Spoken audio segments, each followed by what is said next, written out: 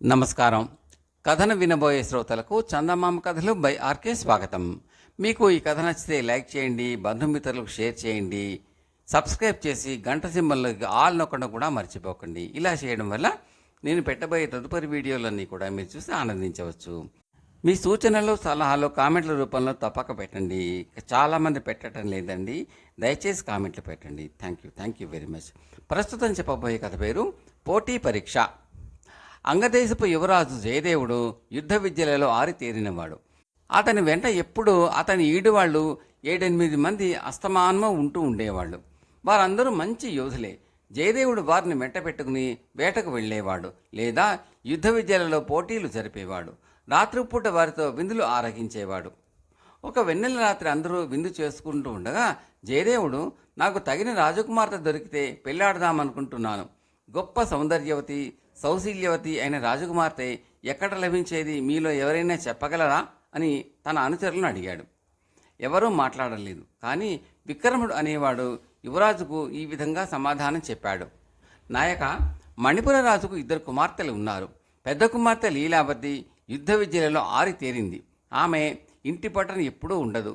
ఎప్పుడూ గుర్రం ఎక్కి తిరుగుతూ ఉంటుంది. అరణ్యాలలో మృగాలను వేటాడుతూ ఉంటుంది. కొండలలో దొంగల ముఠాలను చీల్చి చెండాడుతూ ఉంటుంది. మణిపురరాజు 2వ కుమార్తె లక్షణ చాలా అందమైనది, కళలలో ప్రావీణ్యం గలది. ఆమె స్వభావం కూడా చాలా సుకుమారమైనది, హృదయం సున్నితమైనది. ఆమె అన్ని విధాలా నీకు తగిన భార్య అవుతుంది అన్నాడు.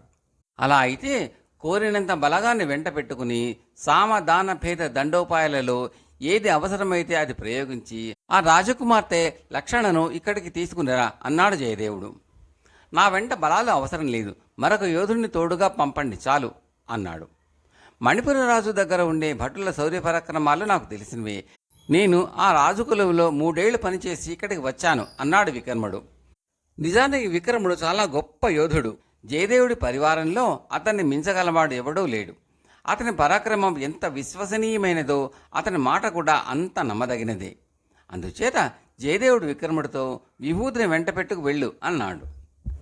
విభూతి విక్రముడికి నీడలాంటివాడు. ఎప్పుడూ విక్రముడిని అంటిపెట్టుకుని తిరిగేవాడు. 2 గుర్రాలెక్కి దారి వెంట కబుర్లు చెప్పుకుంటూ మణిపురం చేరారు. మణిపుర రాజు తన పాత భృత్యుడైన విక్రముడి పట్ల చాలా ఆదరణ చూపి, ఏమో ఇలా వచ్చావు, మళ్ళీ మా కొలువులో చేరతావా ఏమిటి అని చెలోక్తిగా అడిగాడు. లేదు మహారాజా, నేను పెళ్లి పని మీద వచ్చాను. మా యువరాజు గారైన జయదేవుడు మీ 2వ కుమార్తె లక్షణను పెళ్లాడకోరి నన్ను పంపారు అన్నాడు విక్రముడు. రాజుకు పట్టరాని ఆగ్రహం వచ్చింది.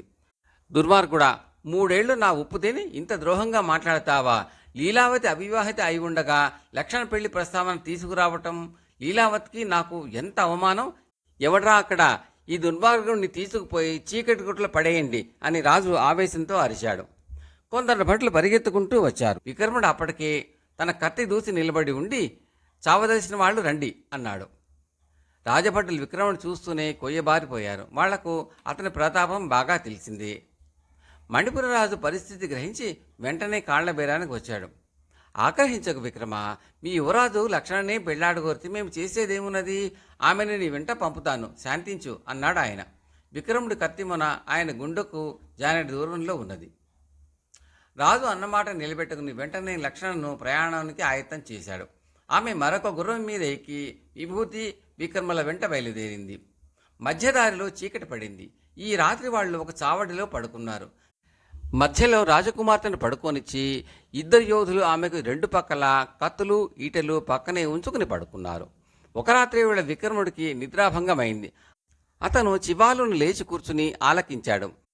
అతి వేగంగా పరిగెత్తే గుర్రపు డెక్కల చప్పుడు చావడిని సమీపిస్తున్నట్టుగా అతనికి తోచింది.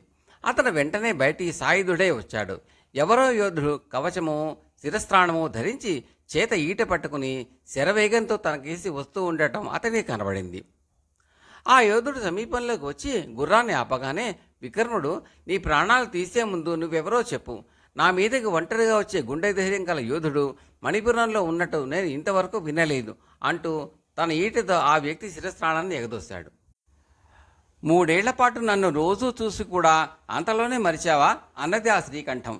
విక్రముడు నివ్వెరపోయి, లీలావతీదేవి ఏమిటిది అర్ధరాత్రి అంటూ తడుముకున్నాడు.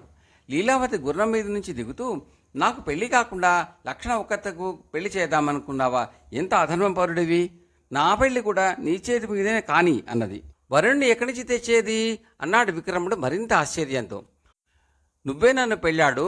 నువ్వు నన్ను అడిగినట్టయితే ఏనాడైనా నేను పెళ్ళాడేదాన్ని. నువ్వు అడగలేదు, అందుచేత నేనే నిన్ను అడుగుతున్నాను అన్నది లీలావతి. అంతకన్నా అదృష్టమా లీలావతీదేవి? తప్పక పెళ్ళాడతాను అన్నాడు విక్రముడు. తెల్లవారకు మునుపే ఇద్దరు యోధులు, ఇద్దరు రాజకుమార్తెలు బయలుదేరి తమ నగరాన్ని చేరుకున్నారు. జయదేవుడు లక్ష్మణును చూసి పరమానంద భరితుడయ్యాడు. కానీ విక్రముడు లీలావతిని పెళ్ళాడి తనకు తోడల్లుడు కాబోతున్నాడు అని తెలిసి అతని అతిశయం దెబ్బతిన్నది. నువ్వు నా వదిన గారిని పెళ్ళాడటానికి నేను ఒప్పను. ఆమె కూడా నాతో సమానుడైన వాడిని పెళ్ళాడటం విధి అన్నాడు జయదేవుడు.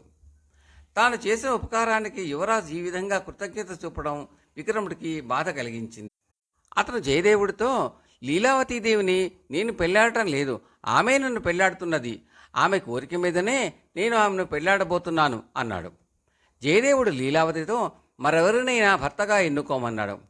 విక్రముడిని మించగల యోధులు ఉంటే పెళ్ళాటానికి నాకేమీ అభ్యంతరం లేదు అన్నది లీలావతి. జయదేవుడు పోటీ పరీక్ష ఏర్పాటు చేశాడు.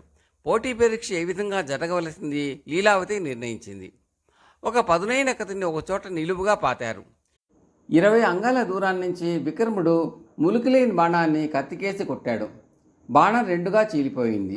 రెండు ఒకే ప్రమాణంలో ఉన్నాయి.